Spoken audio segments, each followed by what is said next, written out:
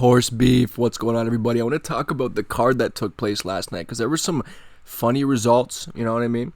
A very, very strange showing from Reinier de Ritter, you know, one of my favorite fighters in the UFC. He's a goofball, absolute goofy goob meister, and listen, we'll get into that more as we get along in the video, but first of all, I just want to give a shout out to Lucas Tracy, MMA Guru, Bedtime. I think Shay was involved, MMA Experts. I didn't get to watch the entire stream. And I'm not really a stream guy to begin with. I've watched maybe a handful of streams in my entire life, like from individual streamers. But this is the type of thing that I would tune into every single week. So I'm hoping that these dudes keep it up, as it was very entertaining. They actually had chemistry, and it was funny. It was funny. The shit made me laugh. Lucas Tracy is a gem of a human. The guy is genuinely hilarious. The man has just mastered the art of sarcasm to the point where you're just not even sure whether he is being sarcastic or not. It's fantastic. But let's get into the card itself. And what was that from RDR, right? Based off of his performances, especially against Robert Whittaker. You know what I mean? It appeared like this dude had more dog in him than that. But I have a hard time completely shitting on the guy. He's been impeccably fucking active recently, like since he joined the UFC. I mean, just look at his rap sheet, really, since 2024, how many times he's competed. It's quite ridiculous, right? And as we saw with someone like Alex Pereira, right, against Ankalaev the first time around, he looked like a shell of himself going into that fight. And, you know, some people were chalking it up to the level of activity. Now, maybe it could be down to something similar here from RDR, because he did not look like he wanted to engage on the feet whatsoever, going up against, you would think, an inferior striker to Robert Whittaker, and he seemed to be willing to bang it out with Whittaker. It was just a really strange look. So whether he had an injury or whatever it was, honestly, I don't really think it matters, right? Because it is on him to take the amount of fights that he's been taking, and at his age, with the amount of weight that he cuts, right, you would think that eventually it would catch up to him. So maybe this is an example of that, but nothing can be taken away from Brendan Allen's performance, man, because he went in there and he did exactly what he was supposed to, right? It was looking quite dicey for him in the first round.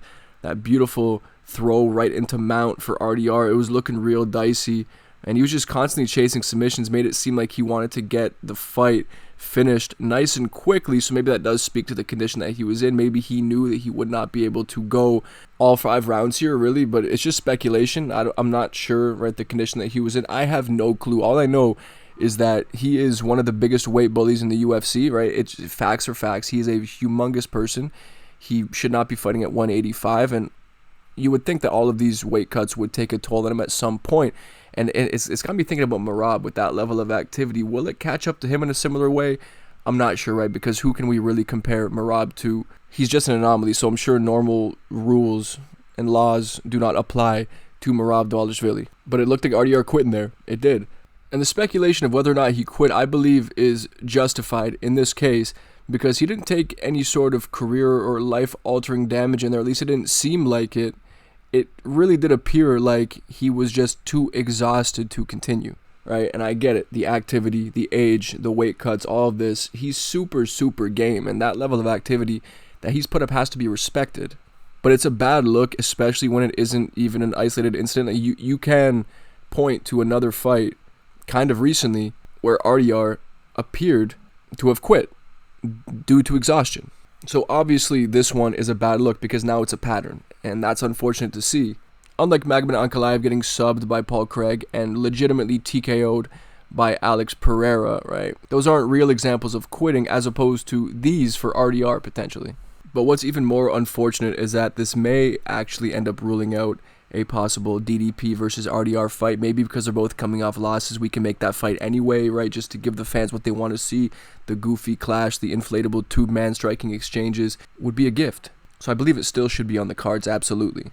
But the title run is over. It's been put to a halt. In my opinion, it's been stopped completely, I believe, because at RDR's age, that loss is a hefty loss for him. It is. It's a hefty loss. And Brendan Allen's one hell of a fighter, dude. Does he have a chance against Hamzat? Probably not. Does anybody have a chance against Hamzat at 185 right now? Honestly, probably not. Probably not. I'm here with Brendan Allen. He's got family ties to Canada. Unless, of course, the fight is also in Canada and we get the return of Canadian family ties Brendan Allen. This is a mythical fighter, man. Canadian family ties Brendan Allen is no joke. So maybe with the hometown advantage, Brendan Allen can get it done. Otherwise, I'm not too sure. Because RDR was the one that many of us believed would have the potential recipe for Khamzat, right? Would not allow him to just lay on top of him and smother him. He would make him work off the back and has an elite submission threat off of his back. And he showed that for a moment with the inverted triangle that he locked up momentarily against Brendan Allen. I believe at the end of the third round, right? It was looking quite tight, but he does not like getting punched. And I could totally see Khamzat going out there and just boxing with RDR and just outstriking him on the feet and potentially even TKOing him because, like I said, he does not like to get punched, and that's very, very clear. And then we have this tweet from Khamzat Chimaev saying, "This bullshit guy, give up," with the facepalm emoji. So I don't mind that from Khamzat, right? RDR's been talking some shit, talking about how he's the guy to beat him and all that, right? And I'm sure people have been telling him as well on Twitter and his comments and all that. I'm sure. You know what I mean? But Khamzat is just no one to talk, in my opinion, due to his level of activity. And he's also fought twice in the amount of time that it took RDR stepping in there 7 times across multiple different organizations, for fuck's sake. So Khamzat has no idea what it's like to be that active to begin with. So the champion can say what he wants, man. He can talk all the shit he wants. He has the belt, for fuck's sake, and everyone's going after him. All right, everyone is gunning for him. But he's just the wrong messenger. But in hindsight, yes, Khamzat Chimaev would wipe the floor with RDR. Without a single fucking doubt in my mind, man. But how about Kevin Holland versus Mike Mallet? And just that stinker of a performance from Dan Mergliata. Some of the worst officiating I've seen in quite some time. Kevin Holland eats 2 nut shots, like clean nut shots in the course of like 30 seconds. 30 seconds, right? Dan Mergliata does not take a point, right? And then we flash back to Drew Dober against Kyle Propolek, where Drew Dober gets a point taken off right before getting the finish, of course, right? It was a weird look, but a point was taken off, rightfully.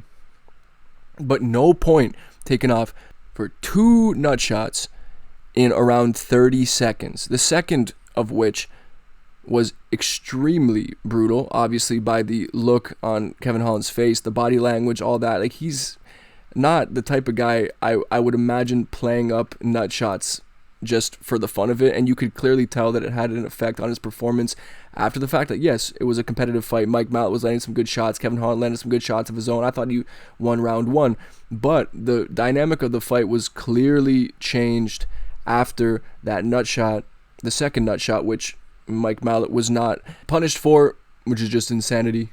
Not to mention the fact that Kevin Holland took more than 5 minutes to recover, so the fight should have been called right then and there. In my opinion, he shouldn't have even been given the choice, considering he clearly was not ready to continue. But Dan Mergliata then goes and threatens to DQ him. Since it was an accidental, if you can't continue, you're going to lose by DQ. If he is not able to continue after the end of the first round. Now, I get that might be in the rule book. I'm not sure if that's a rule, right? If a fighter decides to continue and then decides he cannot continue, it's a DQ, but to my knowledge, that's not the case, and it just came across as some straight-up hometown cooking, some really, really biased officiating from Dan Mergliata, and I honestly did not understand any bit of it. It was a fucking joke as far as officiating goes.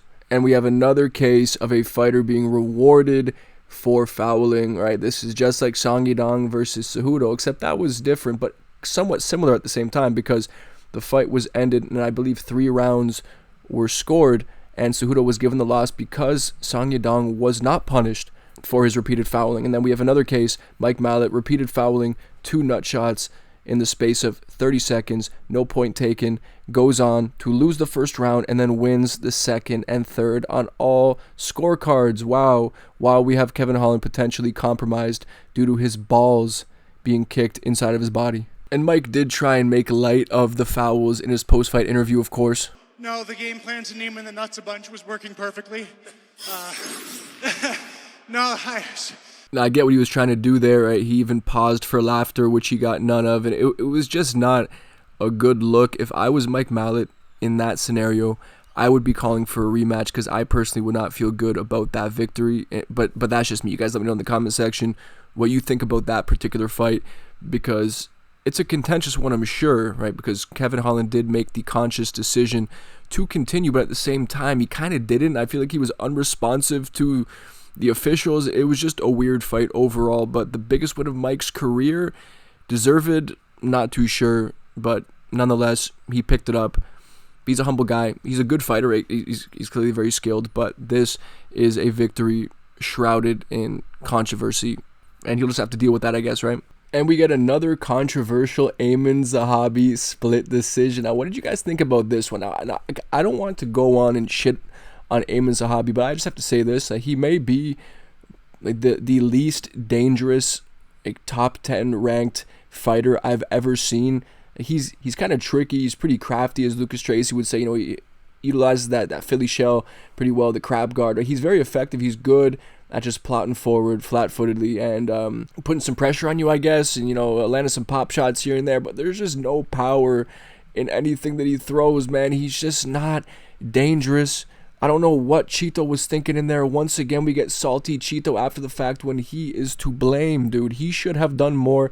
He had Aiemann Zahabi hurt in the second, hurt him with a fucking jab, just did not follow up, and he was more active than we've seen him, but still not as active as he should have been. Shows Aiemann Zahabi way too much respect in there, and I just don't get it, man. But Aiemann Zahabi, he's taking the opportunities that he's been given, but by the end of the third round, I thought that Chito won the third. I thought second and third round were like relatively clear for Chito, but I could go back and watch the fight. Maybe I'll come to a different conclusion there, but he has himself to blame, like I said, because Aiemann Zahabi, optically and down to the fact that he was fighting in his home country, seemingly did enough, and Chito should have been more cognizant of that. He should have been pushing the pace, but we've seen that Chito has maybe learned a bit, right? Because as I said, he was more active than we're used to seeing from him.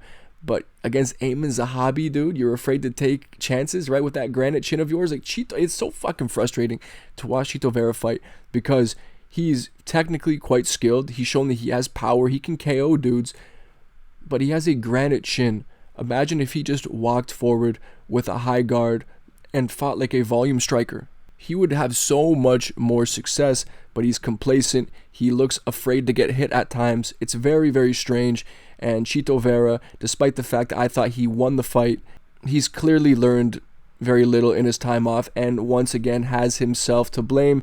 Aiemann Zahabi is somehow a top 10 ranked bantamweight, and that's kind of hilarious. I don't know who he beats inside the top 10 besides Chito Vera, but I'm very much ready to be surprised by this little crafty fucker. Matt Fravola was TKO'd, essentially, right? He's clearly TKO'd. His arm was going limp, eating the ground and pound from Kyle Nelson. Dan Miragliotta comes in, he steps in, stops the fight with 3 seconds left of the round, but not to call it a TKO, I guess just because he thought that the round was over. So Matt Fravola was legitimately finished there. He was done. Now has to go on, and credit to him, right? He's a dog for that. He was finished and went on to fight the remainder 10 minutes of that fight. Credit to him, like I said. But Dan Miragliotta, his main fucking goal in there is to protect the fighters, right? That's his job, is to protect the fighters. And he simply did not do his job last night, especially in this fight. That was a horrible look for him, even worse than the nut shots in the between Mike Mallet and Kevin Holland. This was fucking horrific from Dan Miragliotta. But to highlight a great moment from the card, Charles Jourdain's flying knee against Davy Grant. The fact that Davy Grant even ate that was insanity, but then he syncs up his nasty guillotine that he has. He has a truly signature guillotine. Just a nasty one, man. He put it to work once again. Charles Jourdain, he looked great. Didn't have to show much, but he looked great, man. And this is clearly the weight class for him. Great win for Charles Jourdain. And how about Belgrowi, man? Against all the odds, really. I think everyone was expecting Bukoyev to go out there and just wrestle fucking potentially even sub him or ground and pound finish him in the first round. But he looked very good, dude. His takedown defense, not too shabby whatsoever. And obviously he'll have an elite striking pedigree. With that reach, that frame of his, dude, the knees are going to be nasty, extremely dangerous, and the hands look great. The hands look great. I just think he needs to let those hands go a little more, and he might end up being a problem at 185. He really might be. Great performance from him. He did not look good on Dana White Contender Series, but against a much higher caliber competitor, he went out there and looked fucking fantastic. So there's no reason to be doubting Belgrowi going forward. He looked awesome. Training partner of Alex Pereira. His post-fight speech was kind of funny as well. Dutch humor is hilarious. Let's go, dude. Belgrowi, Awesome, awesome fighter. Is it possible that we get a repeat of Alex Pereira's title run? Probably not, because I just don't think that Belgrowi has that death touch like Alex Pereira does.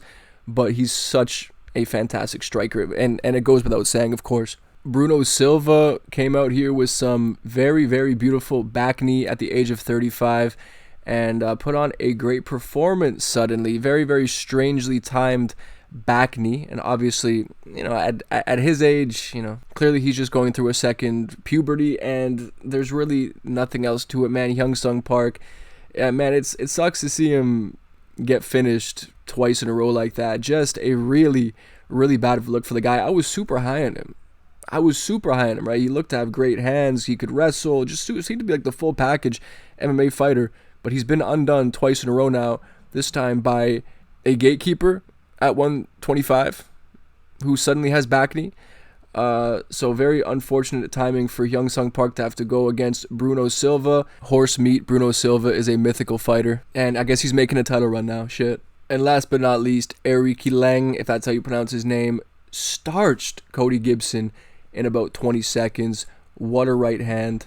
And the best part about this one is that of all of the results I've spoken about so far, this is the only one that I got correct. But that does conclude my thoughts on last night's card. There were some strange results, right? A weird showing from RDR and a surprisingly great showing from Brendan Allen. So I want to say congratulations, the Canadian Brendan Allen. You are so Canadian. You are so fucking skilled. You are the one to beat Khamzat Chimaev clearly, or we were just very much wrong about RDR. Either way, dude, like Brendan Allen, he earned that win. He came out here and he did what he had to do. He did. And nobody can take anything away from Brendan Allen there. I know he's not the most likable guy. I know a lot of people hate him in the MMA world.